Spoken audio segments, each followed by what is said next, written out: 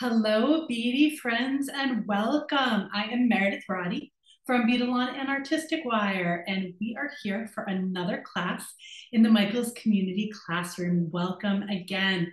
Today we have the Save the Turtles RePEat Macrame Bracelet.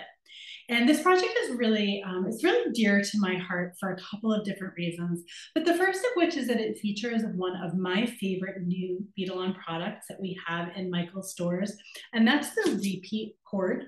We're gonna talk a little bit more about this when we go to the other camera, but the cord that we're using for this project today is made from 100% recycled water bottles. So a really nice feeling, first of all, that you get that you're using something that's 100% recycled water bottles, keeping those water bottles out of the landfill. So I don't know if you're like me, I try to use a recycled, reusable water bottle as much as I possibly can. But sometimes if you're traveling or if you don't have your water bottle with you for whatever reason, we have to buy a water bottle, and I always feel terrible about throwing them away or putting them in the recycling. But the RePEat is made 100% recycled water bottle. So a really, really great product. This stuff behaves a lot like a like paracord. If you're familiar with parachute cord and how that knots up and how you can melt it, very, very similar. It's plastic, right? You can melt it to each other. You can melt it and seal knots that we're going to be demonstrating during our project today. But somehow they're able to spin it up so it feels like cord, like almost like thread. It's really, really soft and supple to work with. So that's what we are going to be doing today. We are going to be making an adjustable slide bracelet. So lots of skills today also. I'm just going to kind of put it on and show you how I do that. We're going to learn how to do a barrel knot. Full disclosure, I just reviewed before class and did a little practice of my barrel knots. It's one of my hardest things. Don't know why. It's always a challenge for me to get those barrel knots, so I always have to remind myself. So we're going to do that for the end. We're going to do a sliding closure and just a really, really simple knotted macrame bracelet. So welcome everyone who is here. Thank you for joining me and saying hello in the comments. I would love to know if this is your first class. Or if you've been with me for the years and years that we have been doing classes for the Michaels Community Classroom. Also, just Felicia mentioned, but I want to reiterate that if there's something that isn't quite clear or you have a question about what we're doing, please feel free to put a question in the comments. And I'm pretty good at seeing them as they scroll by. And of course, if you are watching this on the replay, which will be available about 48 hours after class today, welcome as well. And you can click right down in the little clicky place there to get the instructions for class today. So it looks like we have some new people in class and then some old friends as well. Well, welcome to everyone, and it's wonderful to have you here. Felicia, I think we're ready to go ahead and take that overhead camera if you have a moment to do so, and we can get right down to the nitty-gritty of class. Wonderful, thank you so much. So let's take a closer look at what we're making today. Got a nice focus here. We were noticing that before class we were having some camera challenges, so I am aware of that, and I'm going to do my very best to make sure everything is as clear as it can be. But we have our little turtle friends around, and as we come around, you can see that adjustable closure with the barrel knots on the end. And I do need to mention that this bracelet was an inspiration for me. One of my newer beady friends, Shannon Dale, had a bracelet that she had made. She had actually made hers with leather. And it looked a little bit different than this one, but she used these turtle beads and the macrame knots in between. And I said, oh my goodness, Shannon, that would be a perfect class for me to teach in the Michaels Community Classroom. Could I please take your design, take your inspiration, and teach the class? And she said yes. So many, many thanks to Shannon Dale in case she's watching or catches it on the replay, for your generosity in sharing your design with me so that I can share with everybody today. So what you'll need to make this bracelet is a Beadalon Tying Station. These are available on the Michaels website. michaels.com and search for Beadalon Tying Station. If you don't have a tying station, or for whatever reason it doesn't appeal to you, you can also do this project using a clipboard, or there are lots of different ways that you can kind of jerry-rig a similar device if you are so inclined. But the Beadalon Tying Station is one of my favorite tools that we have at Beadalon, and I do like to use it in tutorials a lot. And you'll see how, with all of the different ways that I use it today, that it's a very versatile and a really great tool to have. I can see there are some people here who are responding in the chat who have a tying station, and I think can attest to liking it and using it often. So real quick, the first challenge with the tying station is it's a little too big to be in the frame, but so I'll be moving it up and down during our class today. But there are two base plates. There's a plate here that actually comes off with a wing nut. Actually, I can move that a little bit further into frame. Susie says it's definitely worth the investment. Pro tip, you always want to make sure that you keep your pieces and parts for the tying station together. And as fiddly as our wing nuts can sometimes be, it's always a good idea to keep them on there. We also have a base plate here at the bottom, and this one actually moves so that you can adjust it if you want different sizes of bracelets that you're working with. I generally keep mine all the way long, but it does adjust here as well. Another thing that I love about the tying station is the space in between, because you can really get your fingers in and underneath your beading as you're working on it. We're going to definitely be using this ruler here on the side. I'm constantly misplacing my measuring devices, so having one right here on the tying station is a great resource. So let's talk a little bit about the RePEat cord. There are 6 sizes available at Michaels. I'm sorry, 6 colors available at Michaels. They're all in these smaller put-ups. I just didn't happen to have the coral color and the gray color in the smaller put-up, so forgive me, I grabbed two of the larger put-ups that I happen to have in my stash. But this is the color assortment of the cord that's available in Michaels. And again, it's shaped like a water bottle. It's pretty easy to find on the cording and stringing panel. So you'll walk into your Michaels, and of course, I always get overwhelmed, even as an expert beader and someone who frequents my Michaels on the regular. But they're all together 6 SKUs. 6. I was like, I'm only seeing 5 for a second. Really great product. So today I was, before class, I was like, which color do I want to make my turtle bracelet in? And I thought, you know what? I have this one already opened up. I'm going to continue and use that same color, that sand color. That, as you see, I just double checked and made sure I was calling it the right color for our turtle bracelet today, because it's almost like our turtles are crawling across the sand. I had been using the sky blue RePEat cord almost exclusively for my RePEat designs recently, and then of course our turtles would be swimming in the ocean. But I like my turtles in the sand today. There's a great fish song called Turtle in the Clouds. Maybe I should make one with the cloud color for my next one.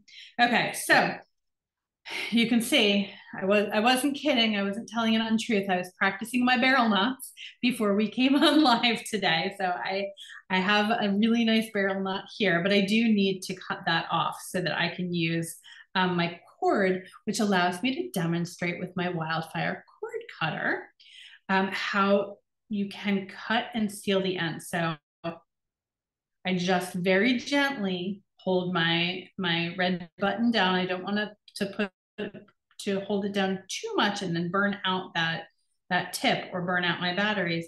And it gives a really nice a nice sealed end. If you cut this stuff with a scissors, it cuts really nicely with the scissors, but you will get that fringe or that fluff there on the end. And I find that just makes it a little harder to work with. So I like to give myself a nice crisp and clean end. That way I can get beads on if I want to. And it's just easier to work with, but clearly very, very easy to cut with scissors as well. All right. So Felicia as to post instructions that you all as part of your sign up. And as I mentioned, if you're watching us on the replay on the Michael's YouTube channel in the community classroom section, you'll see that the instructions are linked below. So following along with my instructions, and again, very simple project.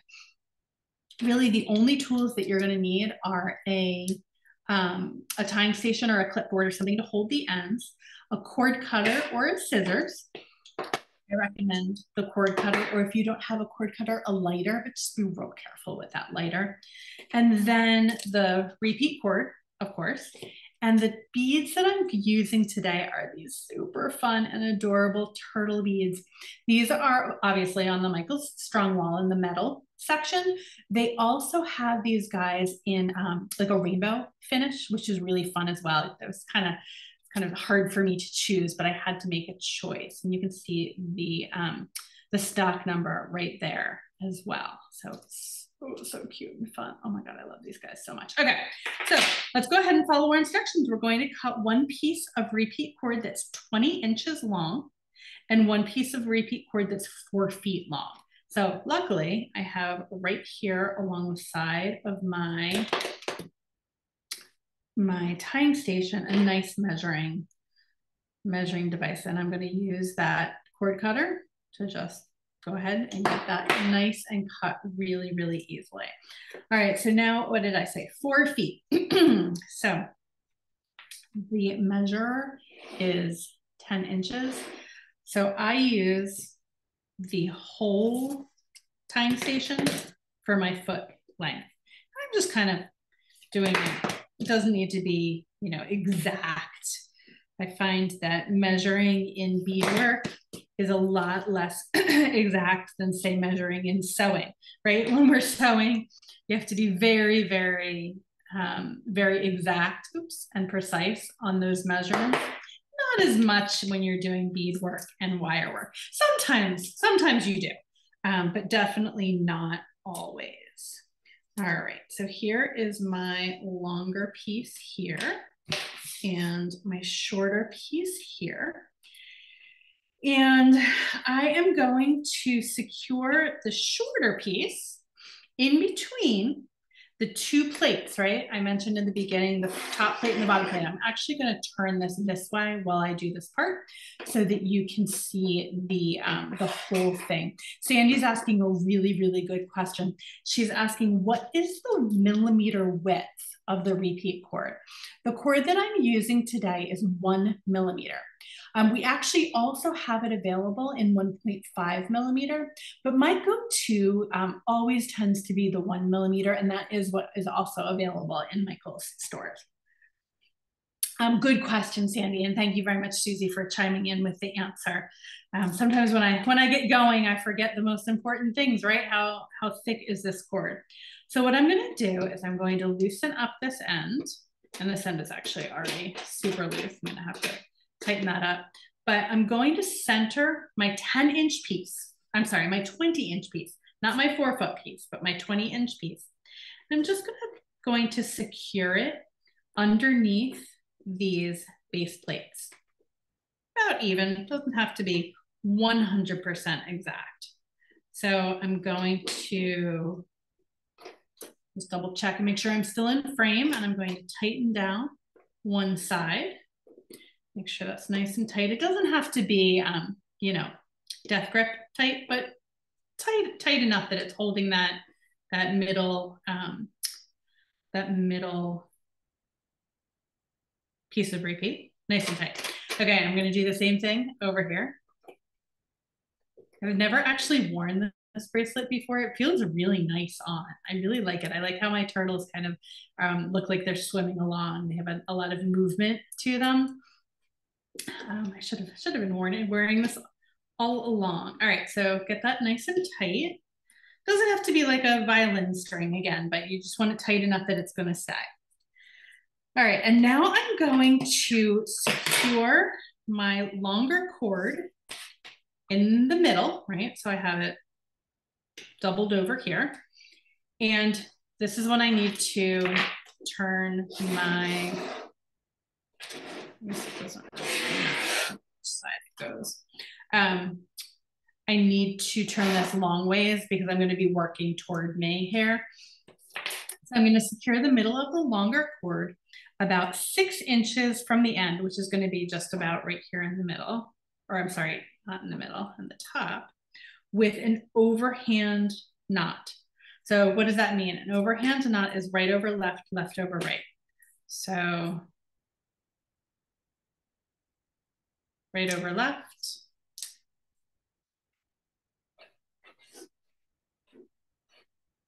Actually, I misspoke. An overhand knot is just one, right? Right over left. Left over right then becomes a square knot, right?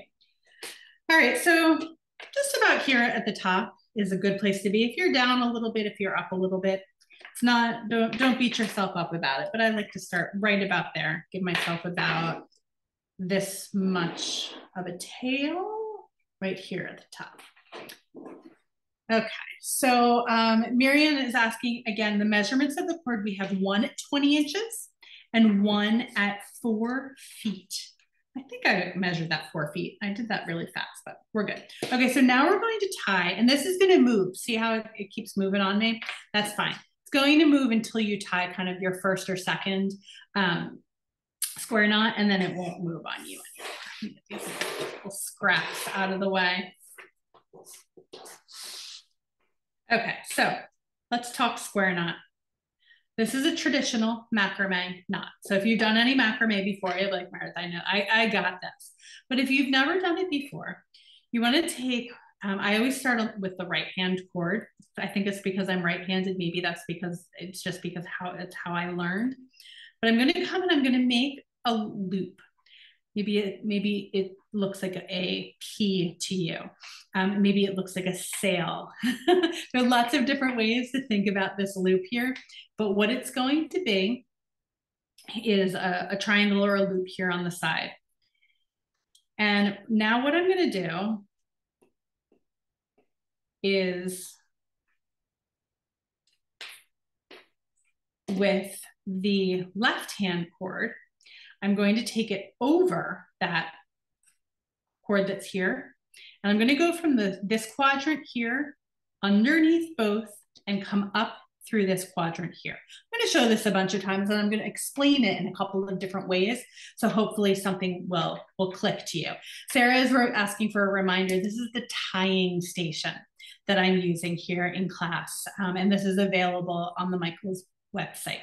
So I have my right hand cord here. My left hand cord is my working cord now. I'm coming down underneath all of the stuff in the middle and through that loop that I made, and I'm pulling nice and tight. Not too loose, not too tight. Kind of like the sweet spot of tightness. And now that knot that I did starting on the right side, I'm going to go ahead and I'm going to do that on the left side now. So I'm going to make my loop here on the left. I'm going to take my right hand cord and I'm coming over this cord here. That's an important distinction. You don't want it to be underneath. It's got to be over. And now I'm coming the opposite. I'm coming from this quadrant here, underneath and through and out this quadrant here. It's a lot of words. Let's see how that plays out. So I'm coming down from here in this quarter, underneath everything that's in the middle and through that loop over here. Okay. So I'm going to do one sped up to real time just so that you can see, and then we're going to take it down again. So that would be the right side and then the left side. Oops. So real slow, then real fast. Okay.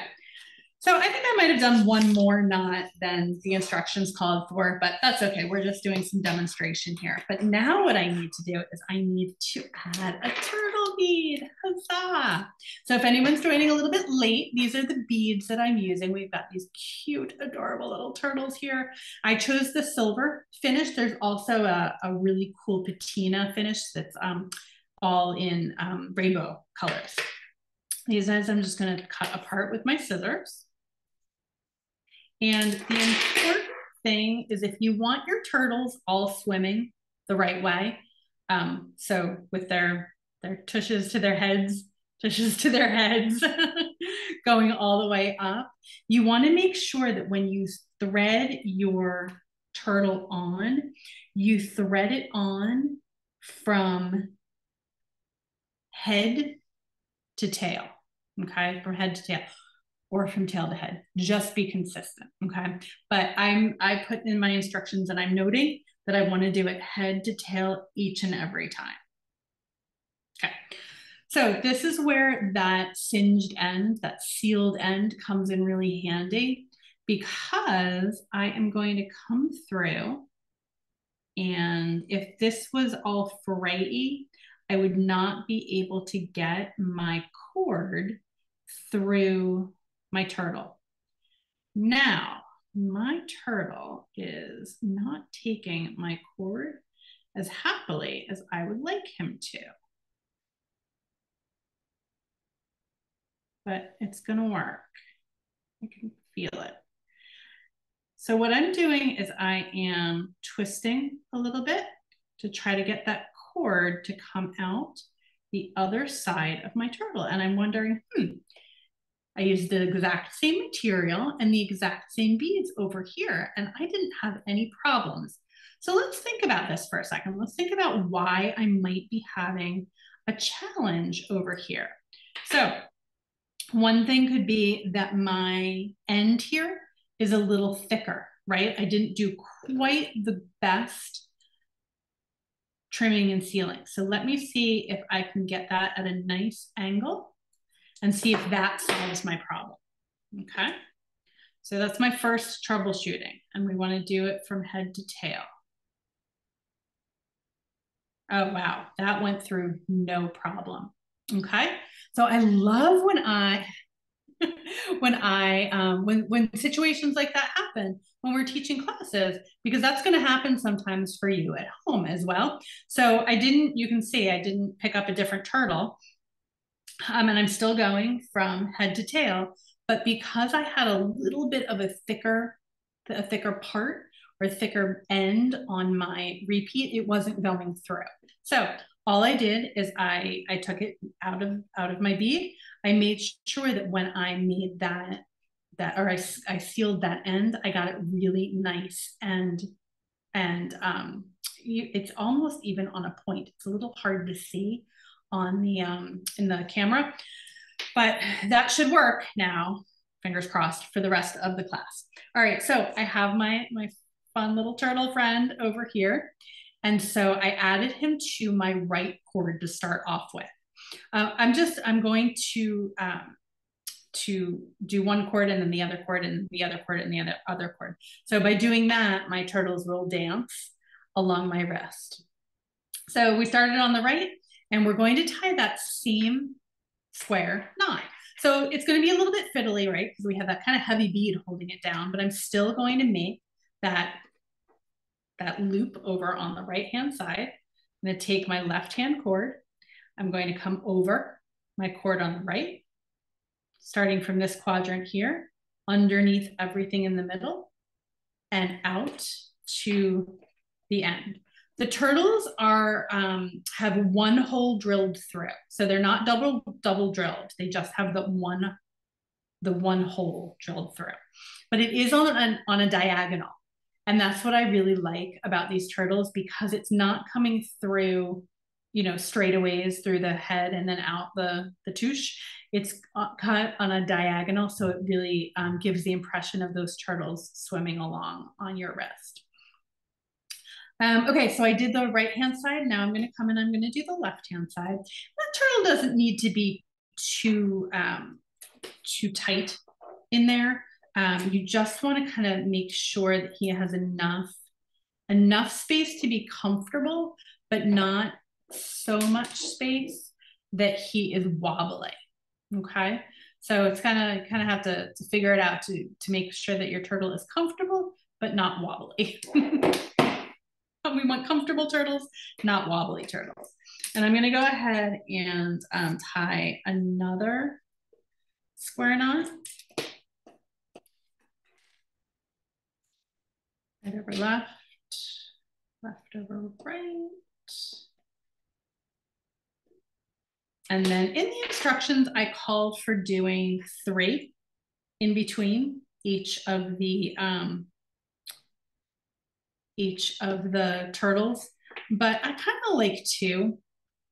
I kind of like 2, so that's what I'm going to stick with today.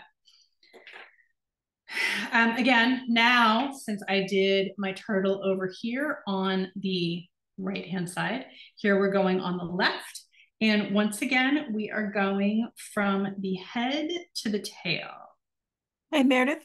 Yes, Felicia. I'm glad you did that again. Can you flip the turtle over? Someone was asking if it was a 2-hole turtle. So I couldn't see the back of it. I'm not for sure how well we could see it. The back of how you're putting the thread through. So yeah, the turtle has, well, it's an interesting question. It has 1 hole in and 1 hole out. It's not a double drilled turtle. It just is coming through one side and then out the other. Make sense? So it depends. I mean, there are 2 holes, but it's not double drilled. It's just single drilled. All right, so now I'm over here with my turtle on the left, and I'm going to go ahead and start my knot over here on the left-hand side. So I started on the right-hand side of the knot because obviously my turtle was on my right-hand cord. So I'm going to come underneath here and through that loop that I made. And again, I just want my turtle to be comfortable, not too tight. And I want to try to get that knot underneath his feet. So let me bring this up to the camera right now. Okay, I want to try to get that knot to be underneath his feet. I don't want him tucked underneath, right? I want him to be on top of that knot and have the knot be tucked underneath. Okay. You know, the turtles are not the most cooperative, but it almost like it doesn't matter once it's on your wrist how those turtles are tipping, because they're going to lay really, really nicely once they're on your wrist. So as I was doing this project in the beginning, I was like, why are my turtles not resting the way that I want them to? And I really kind of struggled with getting them to lay the right way, and how am I going to do my knots? And I spent way more time and energy trying to get those turtles all lined up perfectly, and it's unnecessary, because once it's on your wrist, you are you don't have to worry about it because they are just the way that they need to be. All right, so now I'm going to come on over here, and I can go a little bit faster now because I think we've got it. We just need to keep on keeping on, and see how I took the time to make sure that my thread was a really good, it's basically a needle, right? And since I took the time to make sure that my thread was a really good needle in the beginning, these turtles are swimming onto my RePEat cord without too many problems. Every once in a while, you'll get a bead that has the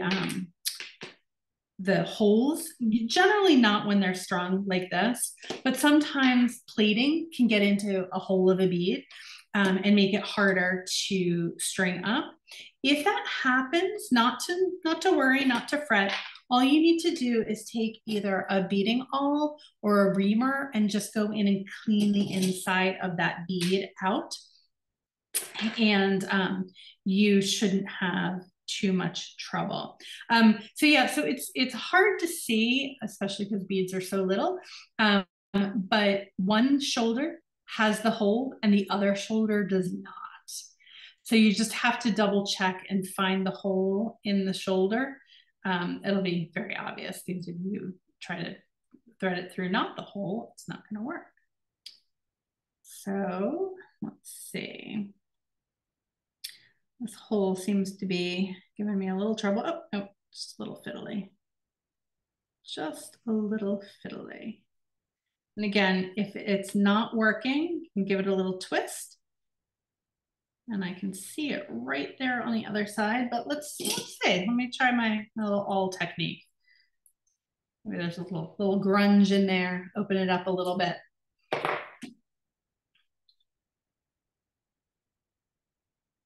There we go, no problem. So again, just another little tip if your beads aren't going onto your material the way that you want it to, which is easily, right? Just there are lots of different ways to kind of get your jewelry making the way that you want it to be.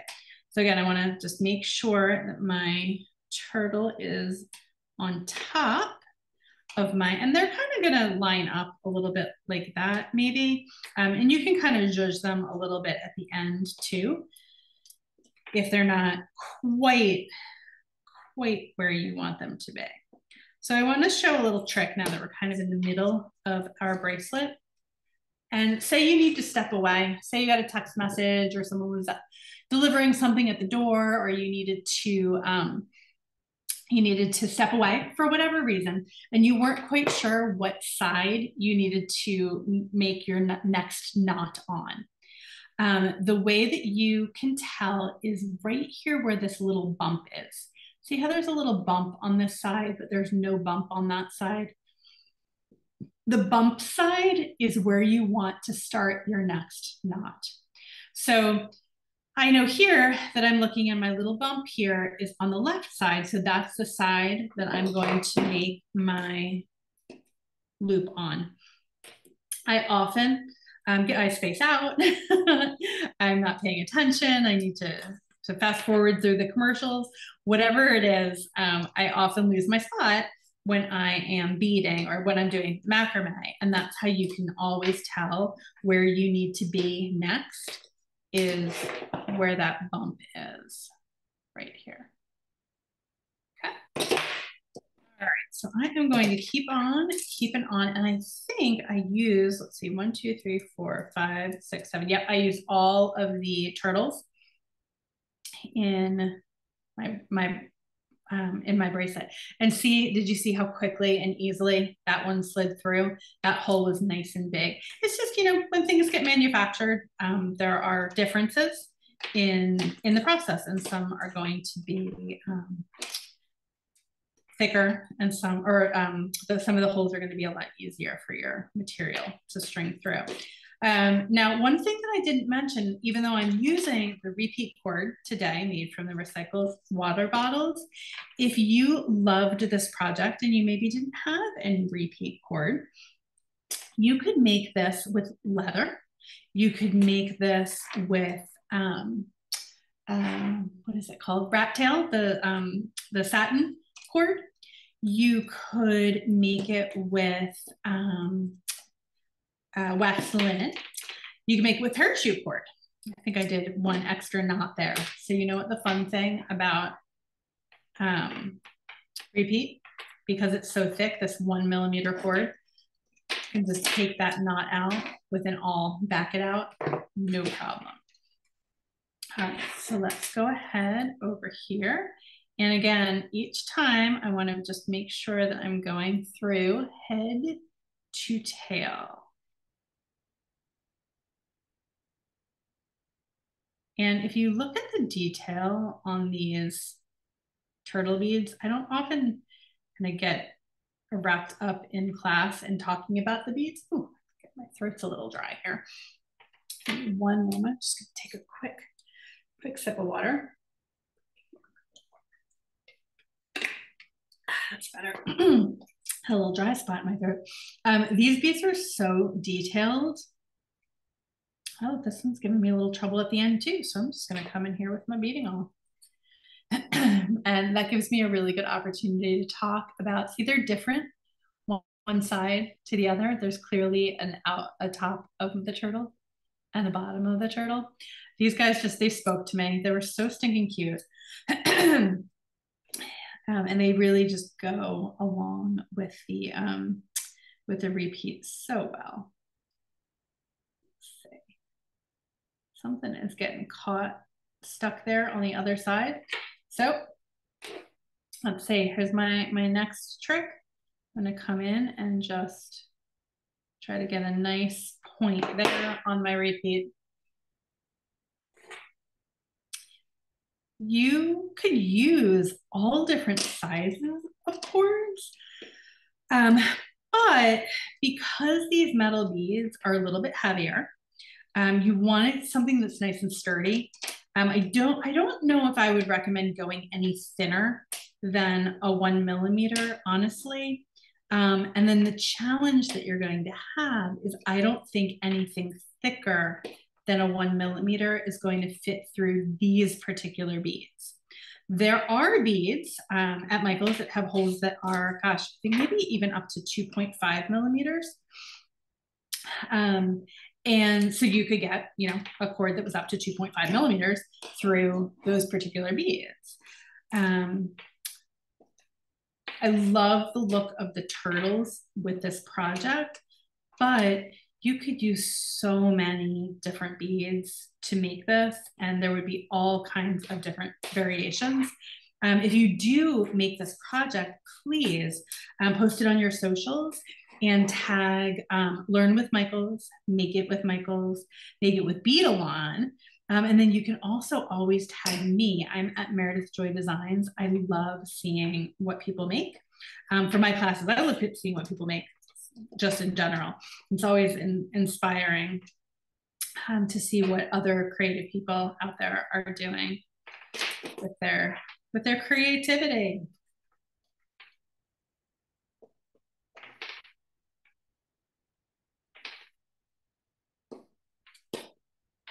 So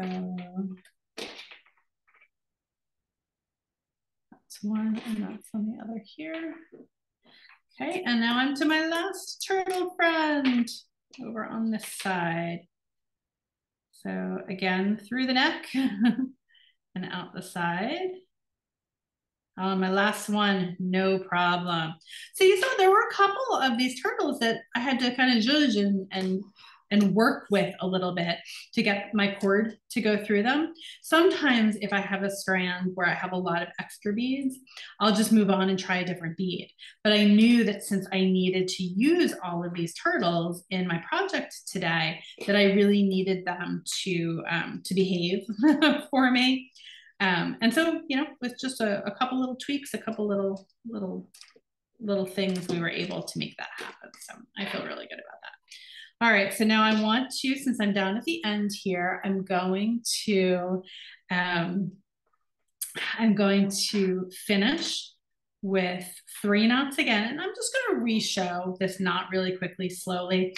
It's very tempting to kind of make it through and finish off the end, but just for one last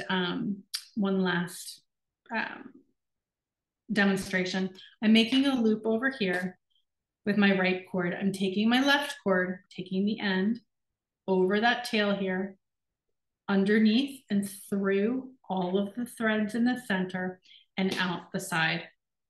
And I'm going to do that same thing on the other one. I'm going to do a loop over here, over that tail, underneath everything in the center, and through that loop that I just made. I think I need, and then another trick that I like to use is counting my knots to make sure things are even. So I have 2 knots on this side, or 2 bumps, I should say, 2 bumps on this side, 2 bumps on that side. So I know that my bumps are even. Okay, and if you had other beads, you could add other beads in here too. It doesn't have to be just turtles. I just really liked how the little turtles dancing looked on this. Okay, so now that I'm here on the end, I can go ahead and release the wing nut from the side here and from the top and take my bracelet out. So now we've got to finish this guy off, right? So the first thing I need to do is I need to trim and seal this one end over here. I'm going to try to get that to a nice focal length so it's nice and clear. I want to make sure that that center thread is unharmed. You could even do this center thread in a contrasting color if that helps with this part, making sure that you don't burn this part off. Because what we're going to do is those two working threads, the ones that we were using to make our knots, I'm going to very carefully with my WildFire cord cutter, I'm going to burn the ends to cut them and then melt them onto the knots. This is a technique that can use a little practice, right? Maybe you burn the wrong thing the first time. It's a little hard to make sure I'm doing the right burning and melting, and also that you can say. But I'm using very small movements with my thumb on that button there.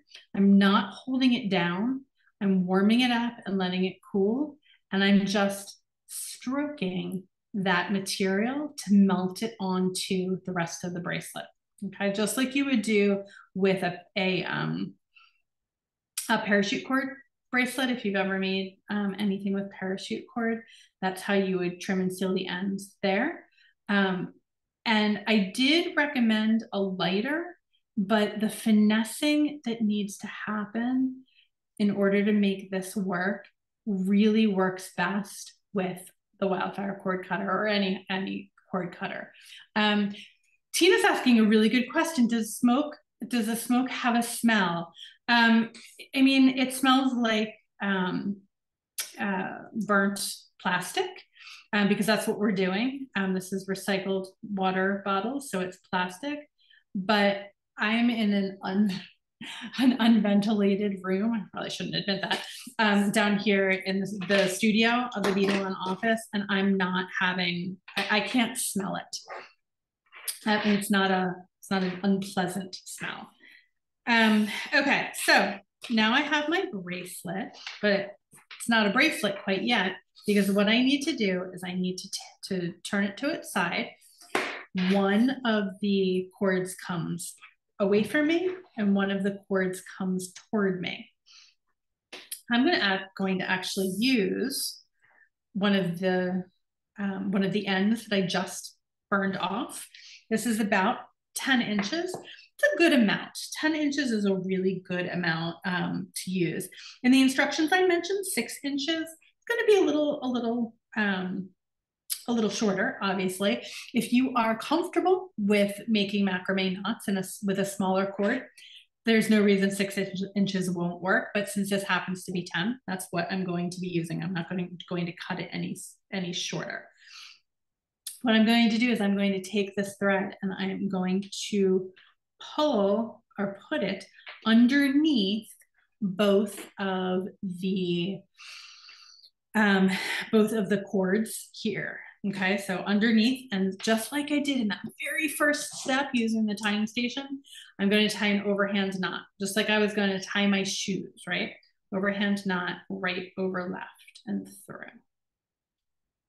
And then again, I just want to make sure nothing kind of gets too out of place here. I want it generally centered. I didn't really do a great job with centering, and I feel like it would be better to have it a little bit more centered. So again, I'm going to bring in my awl, which is a great way to loosen up knots when you are tying thick cord like that. And try to get that knot just a little bit more in the center. Yeah, still not perfect, but I think it'll be good enough. Okay, so just like, again, we did in the very beginning, we're going to tie 3 right over left, left over right, square knots. So we are pros at this now. So it's a little fiddlier because you're not using the tying station, but just using the same technique, making a loop over here.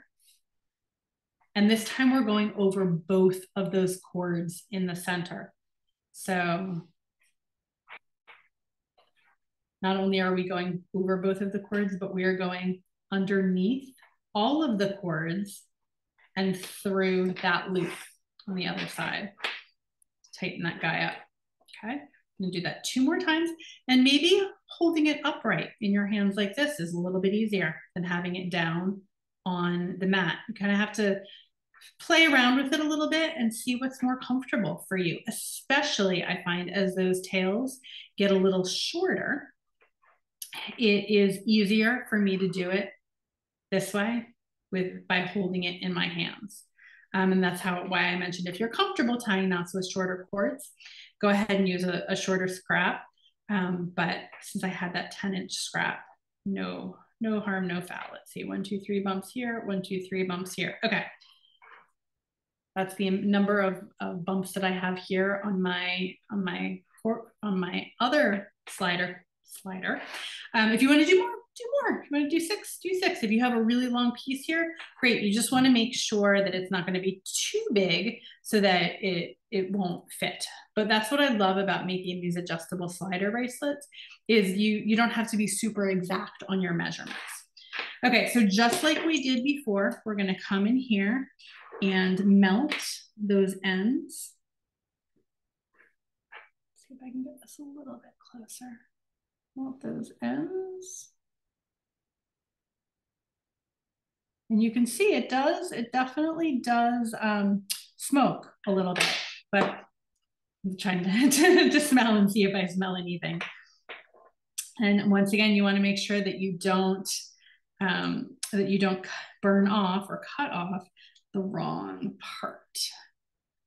Okay, I'm just going to come in here and tap, tap, tap, melt that to itself.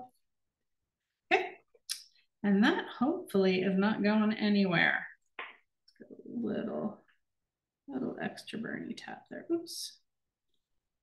My finger slipped and I kind of nicked that other piece there. So you just have to be real careful, right? Okay, so now for my final trick, and you can see when I pull these together and apart, it can adjust. Be super careful because we don't have anything here on these ends that's preventing them from coming out of the bracelet. I just generally want to see how long I want my ends to be. I think I tend to have longer danglies on bracelets. This is where you kind of have to do a little eyeballing, because now I'm going to tie a barrel knot on both ends. Okay, first things first, I'm going to even up these ends. I think that's good practice. So once again, even them up and cut them with my cord cutter. The dab with glue isn't a terrible idea. A little GS Hypo Cement. I don't actually have the tube, but I have the box right here. This would be a good glue to use in that case. All right, so let's see. I practiced before class. We're gonna see if in fact I can do the barrel knot. It's kind of a running joke I have with myself, because for some reason there's certain things that I can do no problem. I can do an incredibly complex series of seed bead stitching. However, for some reason barrel knots are like the bane of my existence. Okay, so to do a barrel knot, I want the room here. The end is going to be facing to the left, away from my hand, away from the bracelet, and I'm going to bend it over on itself. Okay. Now what I'm going to do is I'm going to wrap that short end around the end of the bracelet 4 times. And so I'm wrapping from the loop back toward the bracelet. And the reason why I have the awl in my hand is because I'm actually going to slide that in here.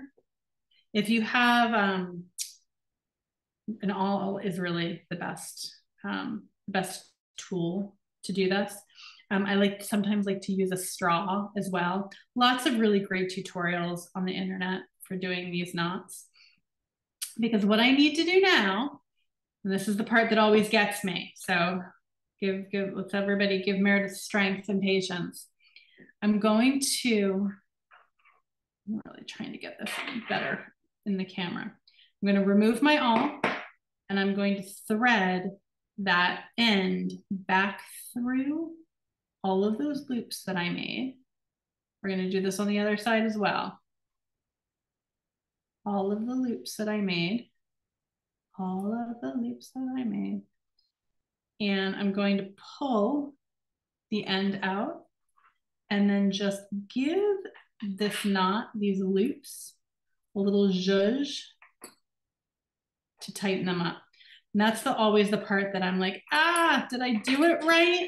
You got to have faith. If you got it back through your loops the right way, it's going to end up working out okay. You could also use one of I don't think that the seed bead spacers have big enough holes to fit, but if you had another bead that you could fit on the end of that, absolutely, you can go through and use that. Here is where I like to actually use my scissors and cut, because now I have a nice fray here on the end. Just looks nice and decorative. Yes, Sarah, absolutely. There are, tomorrow, you'll be able to come back and watch the video on the Beadalon, or on the Michaels YouTube channel. In the community classroom section, over and over and over again. You can pause, you can rewind, you can fast forward over my chit chat, and then as many times as you need to until you get the technique. A tiny straw, like a little coffee stirrer, would be a great thing to use as well if you didn't have an awl. I like Starbucks actually has the perfect size straw for doing this, where you can actually loop the thread back through the straw, which makes it a lot easier. Unfortunately, I have a straw down here in the studio to be able to demonstrate that technique. So I'm using the awl. So let me back that out and go through this again. So again, this is a barrel knot that we're doing. And I'm not using my WildFire cord cutter anymore because I'm going to finish off with the scissors. And the name of this class, that I believe is what it will be filed under, is Save the Turtles, RePEat Macrame Bracelet. Okay, so I don't have enough tail right here. So I'm going to back that out, give myself a little bit more slack, and do it again. That's the thing that I have found with the barrel knots also, is having enough slack really, really helps. So let's try that one more time. So the ambitious part of the project that should be the easiest. It's just one of those things that, again, I can do like the most complex wire wrapping technique, but a barrel knot somehow always totally evades me. All right, so I have that coil there, and I'm gonna take my cord back through all of those loops. Is it gonna go? Open them up just a skosh. That's the other thing too, you need to have your loops be have enough room so that you can go back through them. Note to self, Meredith, not to teach barrel knots anymore. All right, so now, where's my end? I'm gonna pull that end through, tighten up that knot, breathe a sigh of relief that it is generally even. It actually looks really pretty. I know I made it more trouble than it was worth, huh? And then once again, I'm gonna come in here with my scissors, snip that this time instead of using my cord cutter, so that I have some really nice little little floofs there on the end. And in just under an hour, we've made a really, really cute sea turtles in the sand bracelet. And now I have two. Which is great because now, since Mother's Day is this Sunday, perhaps I have a nice gift for a friend or a mom or a maternal figure, or just for myself as well. And you can see I'm tamping those turtles down and I'm turning them just to make sure that they go. This one's actually swimming on his back. I might have got him not quite in the right order when I was doing those knots. But if you remember, as I was doing it, the turtles were kind of on the side. We weren't quite sure how they were going to end up looking once we had our bracelet finished. But now that they're on my wrist and I've kind of tamped them down and had them swimming the way that I want them to, we are in good shape. So Felicia, I think it's time for that top camera so that I can say goodbye to all of these new and old beady friends. Thank you everybody so very much for joining me today. This class was a pleasure. And again, it's very dear to my heart because I really love our RePEat recycled water bottle jewelry making cord. I think it's a great product for making macrame bracelets, for doing stringing. I have a charm that I wear always. This has actually been on RePEat cord since we introduced it a couple of years ago, and I wear it every day. I don't take it off through the shower, through everything. So it's really durable as well. So again, I'm Meredith Rowdy from Beadalon. I teach one class per month for the Michaels Community Classroom. So be sure to check out the classes page on the Michaels website. And not only look for me, but also look for Sarah Lovecraft, who also teaches classes on behalf of Beadalon for Michaels. And while you're there, do not leave without checking out all of the other amazing jewelry making classes, crafting classes, kids classes, all ages classes. Michaels does such a wonderful job with sharing all kinds of amazing knowledge and creativity with us all. So once again, thank you everybody so much for joining me. Thanks Felicia, as always, for being the best moderator ever. And until next time, happy beading.